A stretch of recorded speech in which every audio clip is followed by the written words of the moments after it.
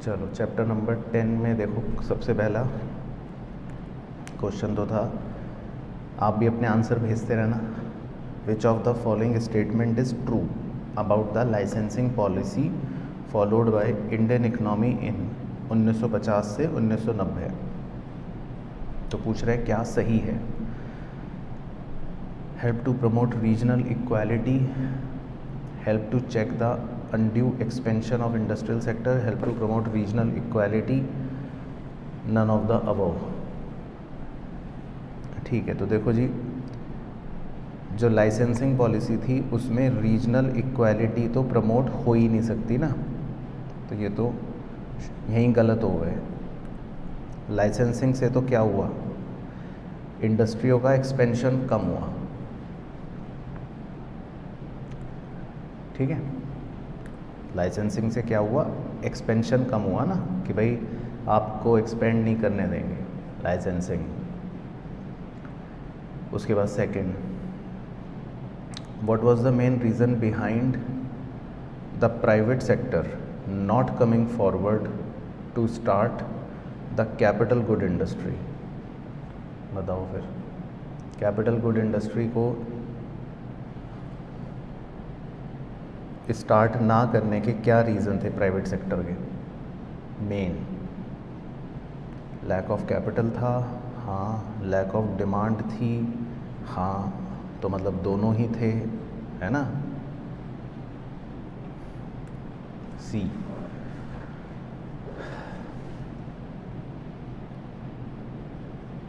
ठीक है, तो सही आंसर जो मैं मार्क करा रहा हूँ वो कर लेना। ठीक है जी। उसके बाद थर्ड बताओ, विच ऑफ द फॉलोइंग स्टेटमेंट, कौन सा स्टेटमेंट इसमें से ट्रू है 1950 से 1990 का एरा में, क्या सच है। बताओ क्या सच है। तो ये तो सिंपल है, मिक्स्ड इकोनॉमी, है ना, मिक्स्ड। उसके बाद fourth, which of the following accurately reflect the trade policy, सरकार की ट्रेड पॉलिसी क्या थी 1950 वाले आगे के एरा में। कोटा का यूज़ करेंगे, टैरिफ का यूज़ करेंगे, ठीक है, और एक्सपोर्ट प्रमोशन भी करेंगे, है ना, तो सब कुछ ही करेंगे। उसके बाद 5, विच of the following statement is true about land ceiling, limits लगा दी थी, है ना। तो रूरल इरिगेशन, अर्बन, तो ये सब गलत, क्योंकि ऐसा कुछ भी नहीं है। लैंड सीलिंग का मतलब था कि हर जगह, हर इंडिविजुअल के लिए लिमिट लगा दी थी। तो खाली रूरल नहीं था, खाली अर्बन नहीं था, खाली इरिगेशन नहीं था, तो ABC तो गलत है ना। उसके बाद 6, विच of the following statement was main M of land reform.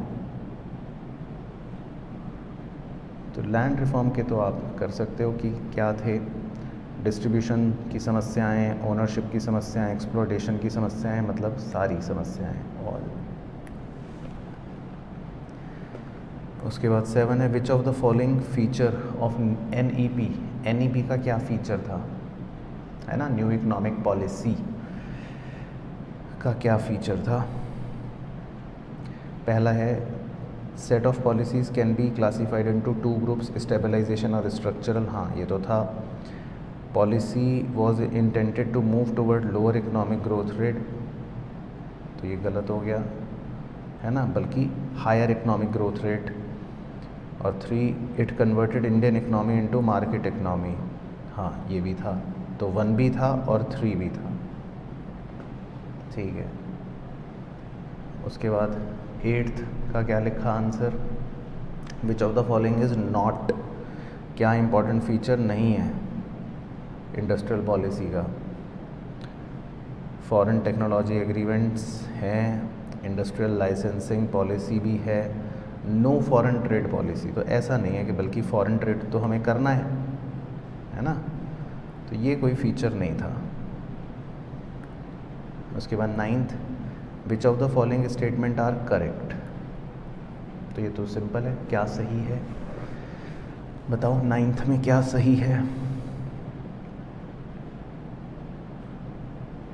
तो ए तो गलत हो गया है ना, फ्लरिश तो था ही नहीं तब तक। बी में लिखा है कि सेकेंड हाफ तक कॉटन मिलिंग में बिजनेस हुआ, हाँ यही सही है ना। उसके बाद सी भी गलत है। उसके बाद 10th है, which of the following is true about industrial sector. Industrial sector के लिए क्या सही था बताओ 10th का? शॉर्टेज ऑफ गुड्स थी, हाँ ये सही है। इंडस्ट्रियल सेक्टर का ग्रोथ कम था, ये भी सही है। तो मतलब सब कुछ ही सही होगा फिर तो, है ना। और there was huge increase in cheap imports, हम ज़्यादा इम्पोर्ट्स भी करते थे ब्रिटेन से, तो ये भी सही है। तो तीनों ही बातें सही हैं, है ना। गुड्स की कमी थी हमारे देश में, इंडस्ट्रियल सेक्टर का ग्रोथ रेट भी कम था, और हम विदेशों से भी सामान ज़्यादा खरीद रहे थे, मतलब ब्रिटेन से। ठीक है, तो क्लियर हो गया 10 तक? तो बताओ भाइयों बहनों, कोई दिक्कत परेशानी तो नहीं? उसके बाद 11 का बताओ, विच of the following was the main reason for decline in handicraft. Handicraft क्यों कम हुआ?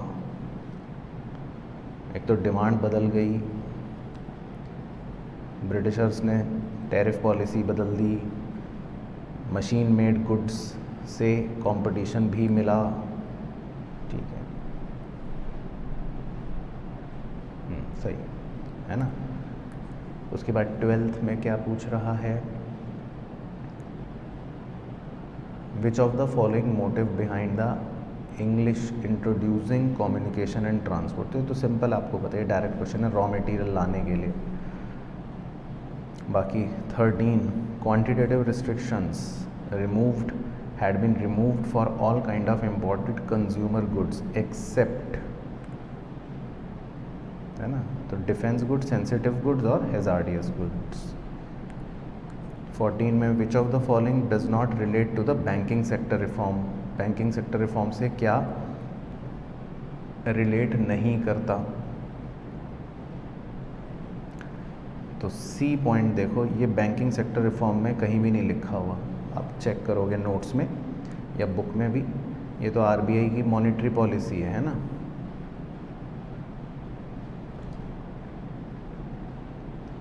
है ना, तो देखना, बुक में देखना, मिल जाएगा आपको। ठीक है, बैंकिंग रिफॉर्म्स के अंदर कॉरपोरेट गवर्नेंस थी, रिलैक्सेशन रिमूवल था, बेसल 2 फ्रेमवर्क का इम्प्लीमेंटेशन भी था, ये रूल्स हैं। बाकी CRR SLR इंक्रीज़ नहीं था। ठीक है, ऐसी 13th में भी आपको बुक में मिल जाएगा कि भाई defence goods, sensitive goods, hazardous goods पर हमें अभी भी रिस्ट्रिक्शंस थी, बाकी सब पे हटा दी थी। ठीक है, तो इसके बारे में आप बुक में देख सकते हो, नहीं तो आप गूगल पे भी देख सकते हो, मिल जाएगा, मतलब थ्योरेटिकल क्वेश्चन है। उसके बाद है 15, one major proposal of new industrial policy was. बताओ, न्यू इंडस्ट्रियल पॉलिसी का मेजर प्रपोजल क्या था 1991 कि FDI 51% कर सकते हैं हाई प्रायोरिटी इंडस्ट्रीज़ के लिए। ठीक है, सही। फिर है, main feature and nature of our Indian economy is harmonious blending of dash which was damaged because of British colonialism and destroyed long established production structure. तो क्या आएगा डैश में? तो हमारी इंडियन इकोनॉमी का मेन फीचर क्या था जिसको ब्रिटिशर्स ने तबाह कर दिया? है ना, हैंडीक्राफ्ट्स या agriculture and handicrafts. Which of the following was not immediate cause of 1991 crisis. क्या कारण नहीं था? तो इन्फ्लेशन तो था, हमने पढ़ा है। फिस्कल डेफिसिट बढ़ रहा था, ये भी था। करंट अकाउंट डेफिसिट बढ़ रहा था, ये भी था। लेकिन पॉपुलेशन बढ़ रही थी ऐसा हमने कुछ नहीं पढ़ा, ना कोई रीज़न लिखा, तो ये नहीं था। ठीक है, उसके बाद 18 हिंदू ग्रोथ रेट, ये तो डायरेक्ट क्वेश्चन है, नोट्स में इसे चिपवा रखा है। कौन सा था जी? 3.5% वाला है ना, 50 से 80 तक।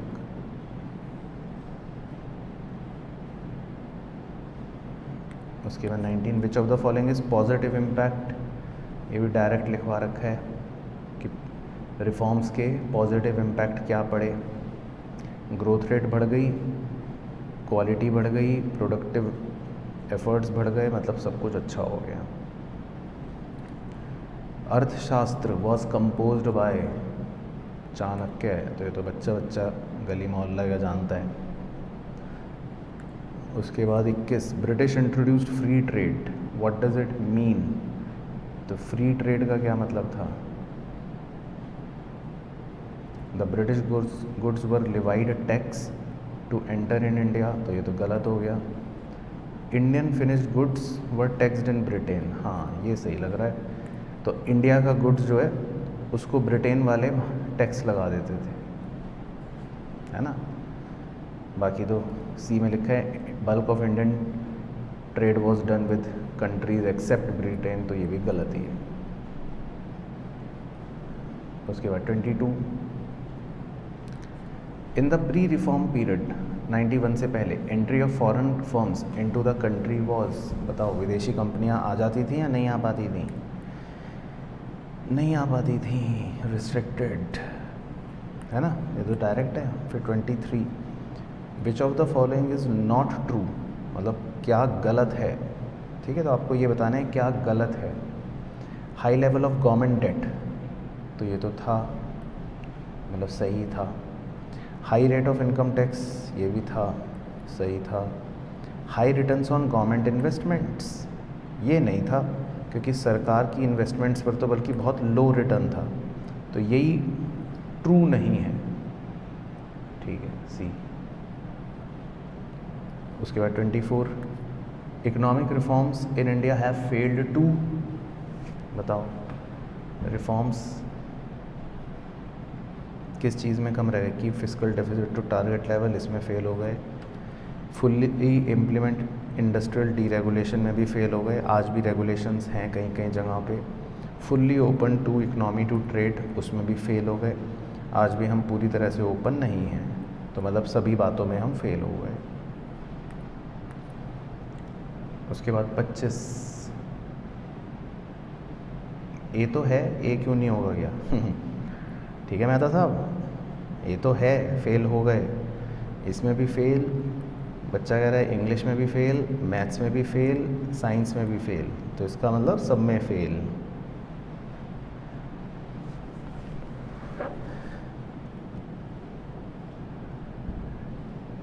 ठीक है, हाँ फुल्ली ओपन नहीं हुए थे ना। उसके बाद है 25 Indian industry stagnated under colonial rule, तो ये सिंपल है कि हमारा स्टैग्नेशन क्यों हुआ था कॉलोनियल रूल में।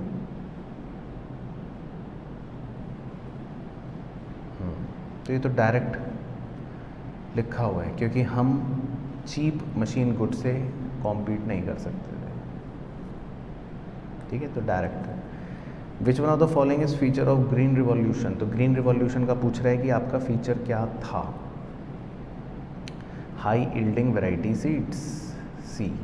ठीक है, which of the following is correct about NITI Aayog, तो ये तो एक डायरेक्ट क्वेश्चन है, डेटा बेस्ड। तो 27 का बताओ भैया कौन सा है, क्या सही है? वैसे मुझे ये सही लग रहा है, थिंक टैंक कहते हैं इनको।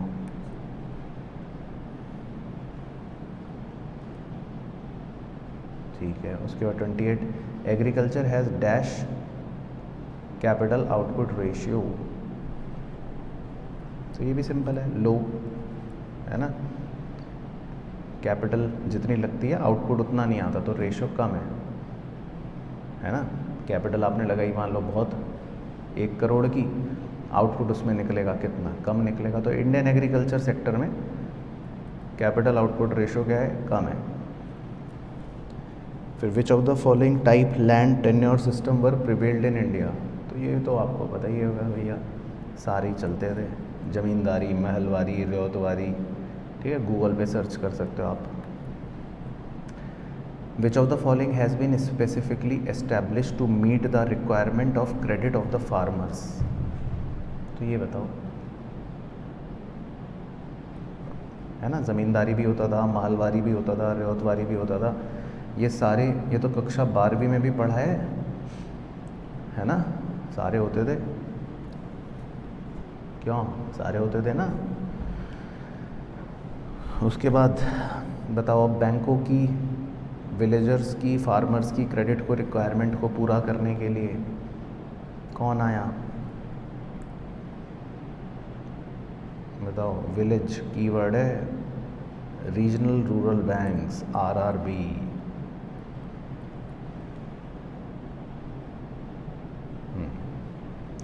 उसके बाद 31, growth of industry promotes agriculture by way of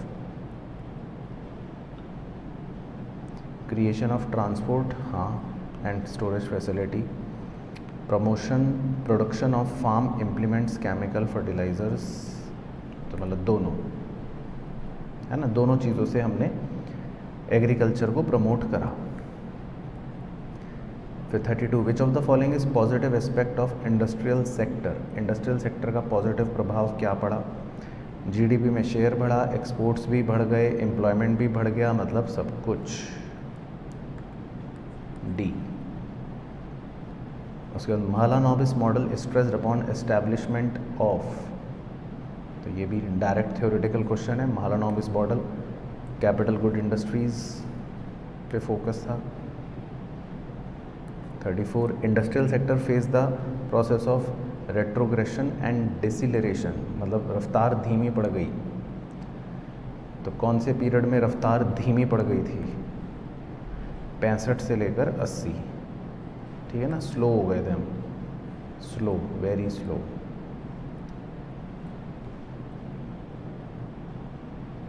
समझ गए, तो ये भी डेटा बेस्ड क्वेश्चन है, रफ्तार स्लो। फिर which of this sector included in service sector, इनमें से सर्विसेज कौन हैं, तो ये तो आप बता ही दोगे, अकाउंटिंग, है ना, मुंशीगिरी। फिर 36, 33 तो डायरेक्ट था, ये तो रटने का क्वेश्चन है मेहता साहब, महालानोबिस मॉडल किस पे फोकस था, कैपिटल गुड इंडस्ट्रीज पे, ठीक है। तो 33 रटना है, 34 रटना है, बाकी 35 तो सिंपल है। अब 36 भी रटना है। Share of service sector to GDP is showing, बताओ सर्विस सेक्टर का जीडीपी में जो योगदान है वो क्या हो रहा है, बढ़ रहा है ना, धीरे धीरे सर्विस सेक्टर का शेयर बढ़ रहा है। Which of these are reason attributed to industrial sickness, क्यों इंडस्ट्रियल सेक्टर की ग्रोथ कम हुई या क्यों इंडस्ट्रियाँ बीमार पड़ी, लॉसेस हुए, कुछ भी समझ लो। लेबर अनरेस्ट, बिल्कुल, वर्किंग कैपिटल शॉर्टेज, पैसे की कमी, डिमांड की कमी, तो सब गंदे पॉइंट्स, ठीक है। उसके बाद 38, in the context of new economic policy of 1991 the term disinvestment stands for, तो ये तो सीधा है, इसमें एक ही जगह सेल लिखा नज़र आ रहा है बी में, है ना। उसके बाद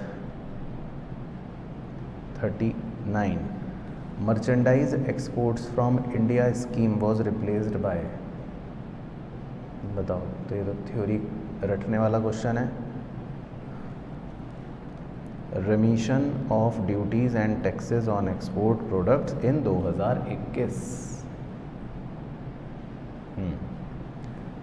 उसके बाद 40, all of the following developments were noticed in 1991 except one, 1991 में सारी चीज़ें हुई सिवाय एक के, तो मतलब क्या नहीं हुआ, बताओ क्या नहीं हुआ।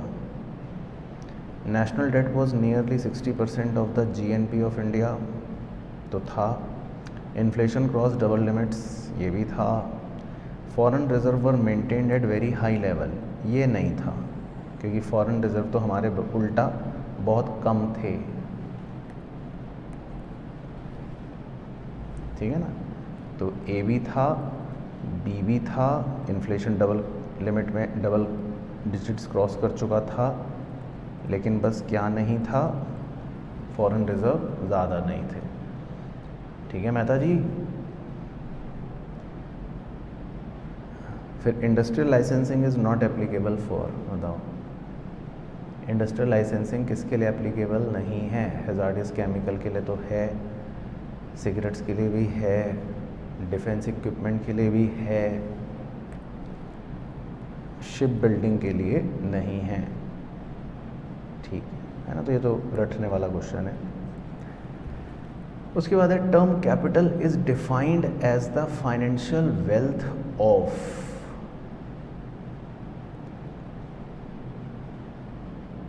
विच is further utilised in generation of wealth. तो यही लग रहा है, कैपिटल का मतलब यही लिखवाया था आपको, है ना।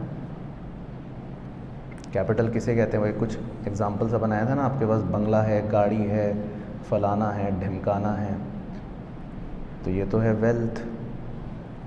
लेकिन कैपिटल किसे बोलते हैं उसकी परिभाषा चेक करो। कैपिटल इज़ फर्दर यूटिलाइज्ड, मतलब वो part of the wealth which is utilised in generation of wealth. याद आ गई कैपिटल की डेफिनेशन, लिखवाई है। उसके बाद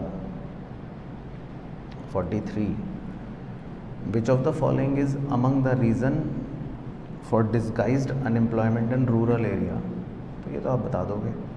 डिस्गाइज्ड अनएम्प्लॉयमेंट का रीज़न जो था 12वीं कक्षा में भी पढ़ा था आपने, कि एग्रीकल्चर पर बहुत ज़्यादा पॉपुलेशन का प्रेशर आ गया था। हाँ ठीक है। उसके बाद 44 में कह रहा है one of the important goal of economic liberalisation policy is to achieve full convertibility of Indian rupee. This is being advocated because convertibility of the rupee will stabilize its exchange value against major currency of the world. ठीक है, तो यही सही लग रहा है ना, sentence भी सही बन रहा है। बाकी एक्सपोर्ट प्रमोट, कैपिटल इनफ्लो ज़्यादा और लोन्स ले लेंगे, ये सब बातें नहीं है ना। तो अपने को रुपी क्यों कन्वर्ट करवाना था फुली, ताकि उसकी वैल्यू स्टेबल रहे।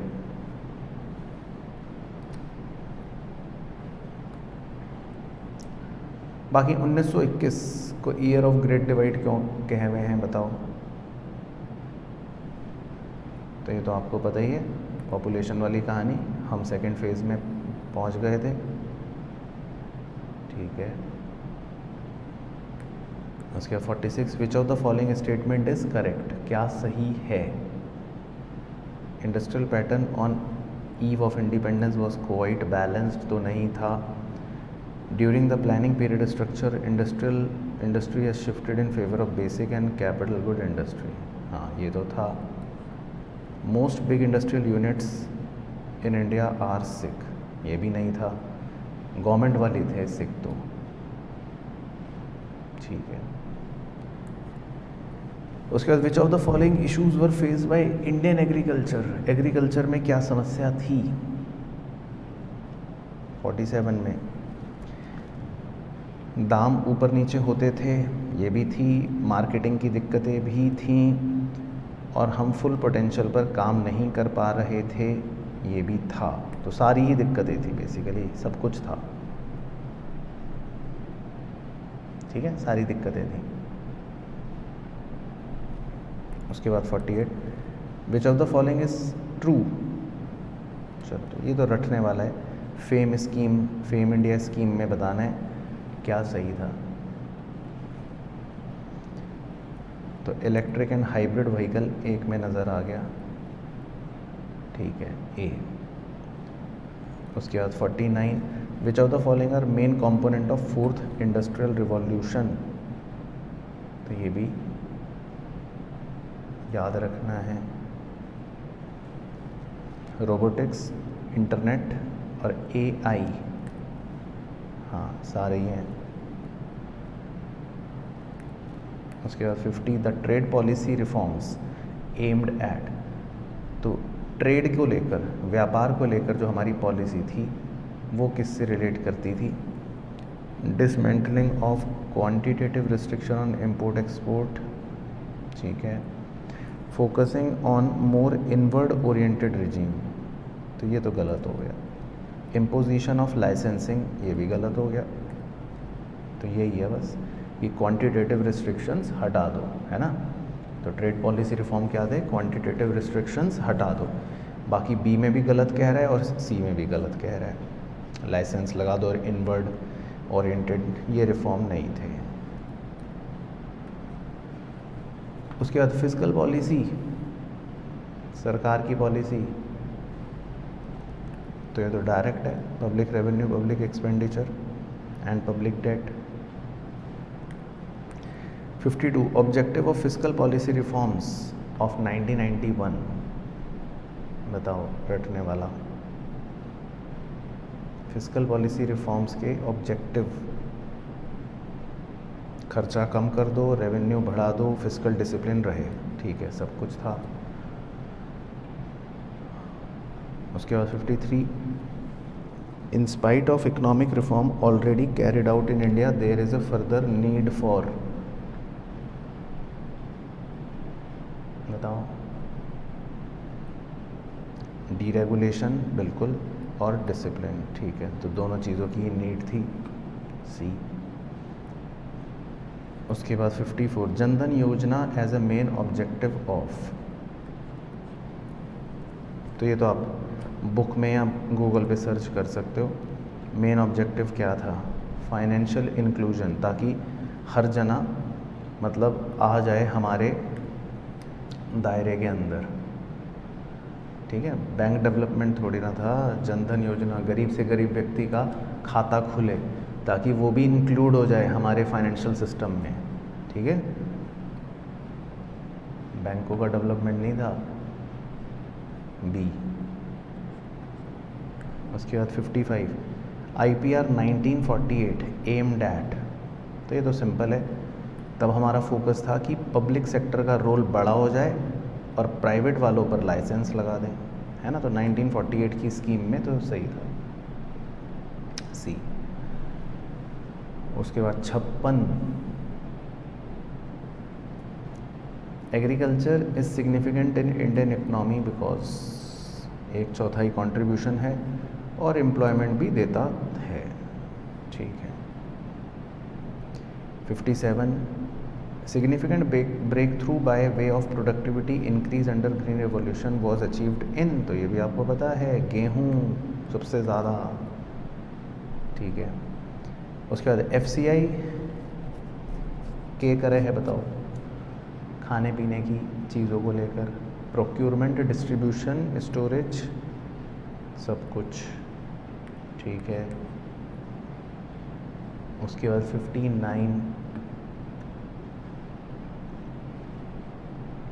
विच of the following features of industrial sector at the time of independence, imbalance था, low capital employed, neglect of capital goods, ठीक है, इसमें भी सब कुछ ही था, सारे गंदे पॉइंट्स हैं। फिर 60 लिबरलाइजेशन रिफर्स टू, एक ही में रिलैक्सेशन वर्ड दे रखा है, तो ए है ना, लिबरलाइजेशन का मतलब यही रिलैक्सेशन। उसके बाद 61 sequence of growth and structural change in Indian economy is characterised by, sequence क्या लिखवाया था? एग्रीकल्चर, फिर सर्विस, फिर इंडस्ट्री, ठीक है, ये तो नोट्स में लिखवा रखा है, डायरेक्ट क्वेश्चन। उसके बाद 62 रटने वाला, merchandise exports from India scheme को किसने रिप्लेस कर दिया? रोडेटेप 2021, ठीक है ना, अभी आया भी था। उसमें पैटर्न अलग हो गया। एक बच्चा कह रहा है कि सर एग्रीकल्चर के बाद इंडस्ट्री, इंडस्ट्री के बाद सर्विस। ठीक है मेहता साहब, तो नोट्स में देखो एग्रीकल्चर के बाद था सर्विस, फिर इंडस्ट्री लास्ट में। तो सीक्वेंस सही होना चाहिए। वो पूछ रहा है ग्रोथ का सीक्वेंस क्या है, समझ गए? तो ग्रोथ का सीक्वेंस ये नहीं कि अपने मन से कुछ भी लिख दिया ग्रोथ का सीक्वेंस यही है, एग्रीकल्चर से सर्विस, सर्विस से इंडस्ट्री। अच्छा 63, imports of foreign goods and the entry of foreign investments were restricted in India. बताओ, बिकॉज विदेशी गुड्स को भारत में आने से रोका। क्यों रोका? क्योंकि सरकार चाहती थी हम अपने इंडस्ट्रीज़ को प्रोटेक्ट करेंगे। समझ गए ना? वो मतलब नहीं है। सीक्वेंस का मतलब होता है कि कहाँ पे ग्रोथ हुई। चेक करो, तो डायरेक्ट क्वेश्चन है, मतलब नोट्स में लिखवा रखा है सीक्वेंस। ठीक है, उसके बाद है 64, the post independence economic policy was noted in. आज़ादी के बाद economic policy was rooted in, बताओ जी। Capitalist mode of production with heavy industrialization तो नहीं था। Social and economic redistribution and industrialization directed by state, तो यही सही लग रहा है। स्टेट मतलब पब्लिक सेक्टर का रोल ज़्यादा था इंडस्ट्रियलाइजेशन में, और सामाजिक और आर्थिक रीडिस्ट्रीब्यूशन भी करा गया, है ना। तो इंडिपेंडेंस के बाद तो यही हुआ। बाकी सी में भी गलत हो गया, कह रहा है प्राइवेट सेक्टर इनिशिएटिव, है ना। और डी में भी गलत हो गया, कह रहा है प्राइवेट एंटरप्रेन्योर्स। तो डी यहाँ पे गलत हो गया, सी वहाँ पे गलत हो गया, ए वहाँ पे गलत हो गया, तो बी में सब कुछ ठीक है। ठीक है ना। उसके बाद 65 में क्या दिया है, waves of colonialism have impacted, तो ये तो सिंपल है सब कुछ। ठीक है। उसके बाद 66, इन द प्री रिफॉर्म पीरियड 91 से पहले एसआरआर और सीआरआर क्या होते थे? ज़्यादा होते थे, हाई, ये भी ठीक है। उसके बाद 67, which of the following statement is correct with regard to external sector in pre reform period. रिफॉर्म से पहले एक्सटर्नल सेक्टर कैसा था?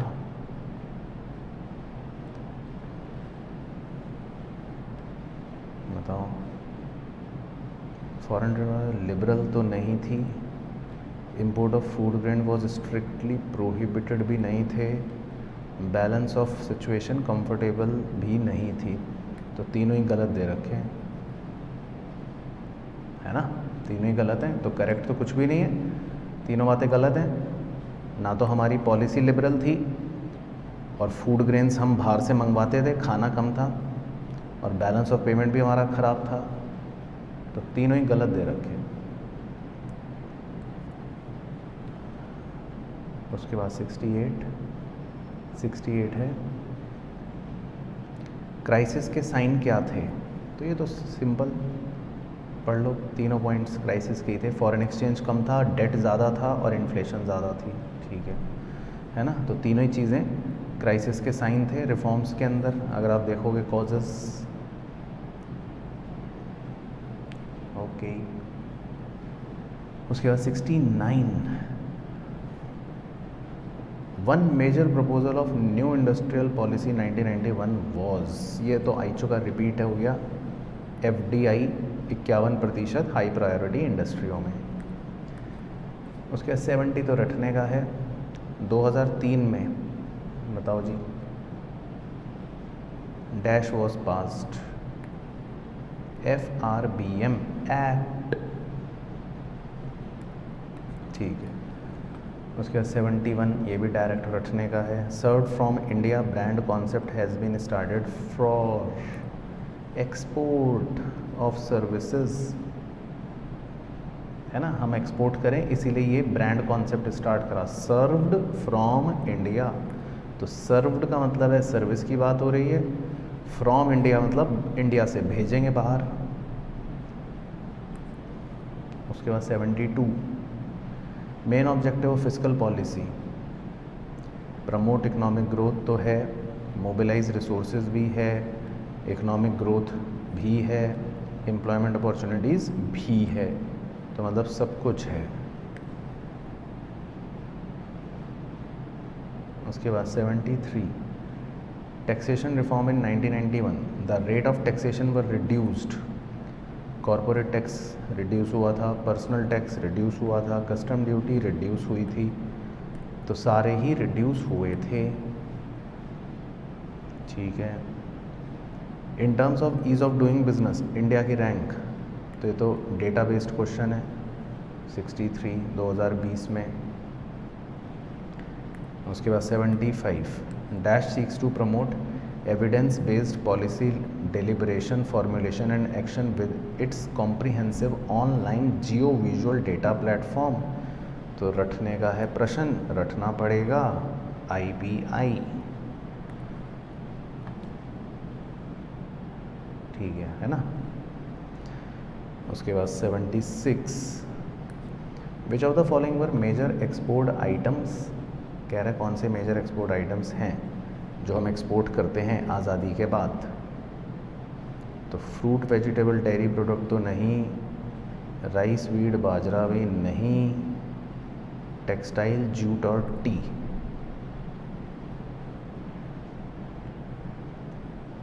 हाँ, कंप्यूटर सॉफ्टवेयर तो वैसे भी नहीं, है ना। तो टेक्सटाइल अच्छा था हमारा, कॉटन टेक्सटाइल, जूट और चाय पत्ती। उसके बाद 77 विच of the following is not a positive aspect of industrial sector, कह रहे क्या पॉजिटिव एस्पेक्ट नहीं है, नहीं बताना है। स्ट्रेंथनिंग द कैपिटल बेस तो है, नेग्लेक्टिंग सर्विस सेक्टर तो यही नहीं है, क्योंकि ये कोई इंडस्ट्रियल सेक्टर का पॉजिटिव एस्पेक्ट तो नहीं है। बाकी सी भी है, अपॉर्चुनिटी बढ़ेगी, एग्रीकल्चर मॉडर्नाइज होगा, है ना, ये भी है। उसके बाद 78 what is the process called when the total revenue of government without boring is less than the total expenditure. ठीक है, तो ये तो पता ही है, fiscal deficit. 79 in 1991 reduction in reserve requirement namely SLR and CRR in line with the recommendation of, रटने का question है, Narasimha Rao committee report, Narasimha committee report. Which of the following holds for SEBI, SEBI क्या करता है।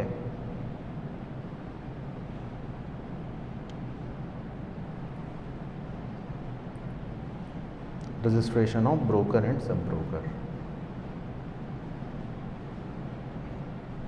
ठीक है, हाँ किताब में मिल जाएगा आपको, बिल्कुल। उसके बाद 81 सेबी कब रजिस्टर हुआ,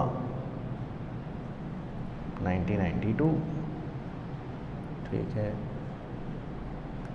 उसके बाद the policy in 1950 were guided by which of the following economic philosophies. तो ये भी लिखवा रखा है भैया, दो फिलॉसफियाँ थी, नेहरू और गांधी, है ना, बोथ A and B। ठीक है। उसके बाद 83 न्यू इकोनॉमिक पॉलिसी का फीचर क्या है। तो set of policy can broadly, ये तो आ चुका है, रिपीट हो गया क्वेश्चन वैसे, तो 1 है, 2 नहीं है और 3 है, तो 1 भी है और 3 भी है, C। ठीक है ना।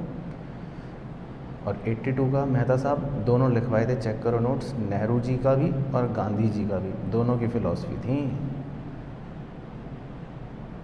ठीक है मेहता साहब। खाली नेहरू जी की नहीं थी, गांधी जी की भी थी। उसके बाद 84, FDI is the formulation policy of the which nodal department? FDI तो obviously industry and internal trade. नहीं, 1992 आलोक बाबू, 1992। उसके बाद 85, FDI in India is allowed by 2 modes. तो ये भी सिंपल है, लिखवा रखा है, ऑटोमेटिक रूट है ना, सरकारी रूट और ऑटोमेटिक रूट। उसके बाद 86, in foreign trade adverse BOT, बताओ, ये तो बहुत सिंपल है। BOT खराब कब माना जाएगा? जब एक्सपोर्ट कम होंगे, इंपोर्ट ज़्यादा होंगे। Udyami Bharat program recently in news is related to, databased question, ये तो रटना पड़ेगा, MSME। उसके बाद 88, in India the term licence raj is use to refer to the economic policy of the government during which of the following period? तो licence raj कब चलता था, कौन सा समय था? आज़ादी के बाद से लेकर 1990 तक, है ना, रिफॉर्म से पहले। उसके बाद 89, द टर्म अर्ली लिबरलाइजेशन और रिफॉर्म्स बाय स्टेल्थ डिनोट, तो बताओ जी। They were ad hoc and not widely publicized nature. They were aimed at changing the prevailing thirst on inward oriented trade and investment practices. तो दोनों बातें थी। तो इसका मतलब है कि लिबरलाइजेशन जो है, सिंपल भाषा में उसके क्या फीचर्स थे, वो क्या डिनोट करता है? तो देवर एडहॉक, एडहॉक का मतलब होता है रैंडम, और नॉट वाइडली पब्लिसाइज्ड नेचर, और ज़्यादा पब्लिसाइज्ड नहीं थे। अभी ज़्यादा पब्लिसाइज्ड का मतलब है कि ज़्यादा प्रचलित नहीं थे। बाकी वो चाहते थे कि जो इनवर्ड ओरिएंटेड हमारी पॉलिसी है उसको चेंज करना, है ना। They aimed at changing the prevailing thirst on inward oriented trade and investment practices. तो मतलब दोनों ही बातें थी,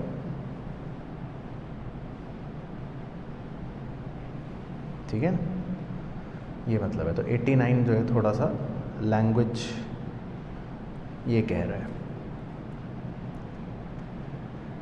उसके बाद 90, द फिस्कल रिफॉर्म्स इंक्लूडेड।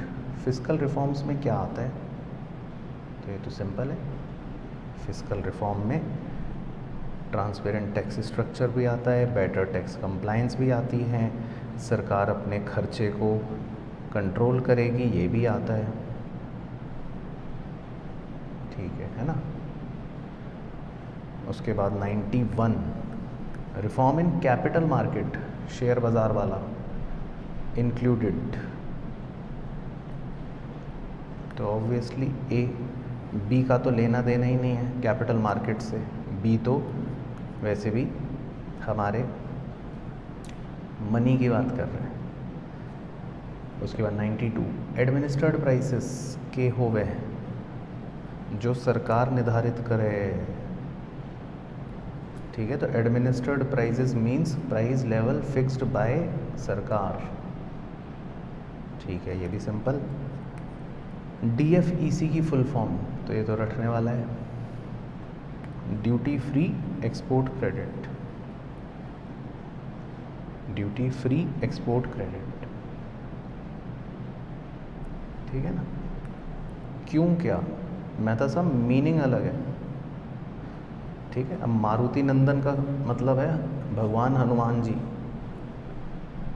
ठीक है।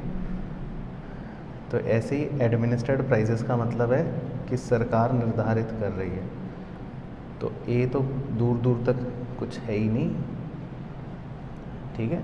तो वो तो जिसका जो मीनिंग है वही लिखेंगे। उसके बाद 94, ऑब्जेक्टिव ऑफ फेमा इंक्लूड, बताओ जी।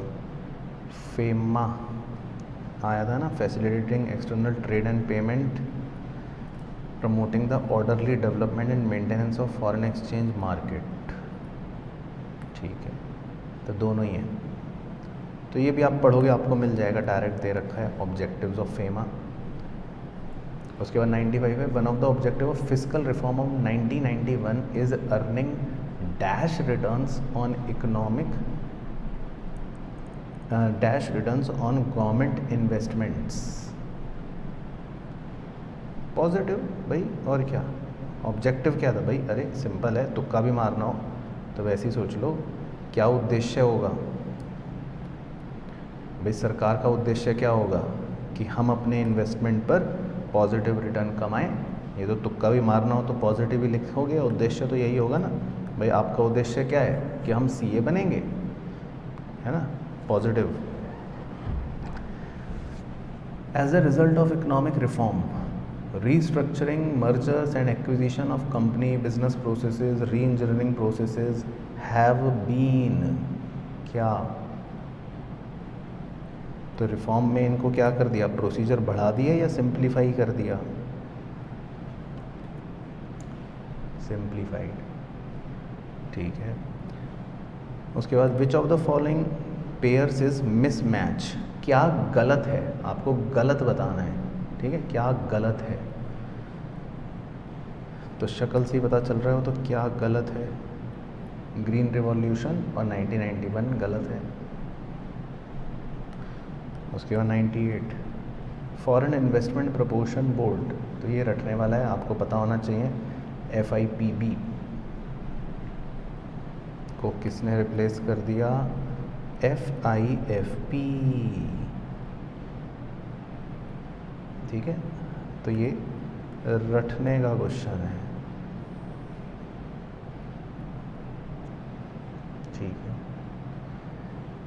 उसके बाद 99 who among the following is not part of the governing council of NITI आयोग। तो ये आप नीति आयोग के अंदर अगर पढ़ोगे तो वहाँ से आपको मिल जाएगा कि क्या नहीं है।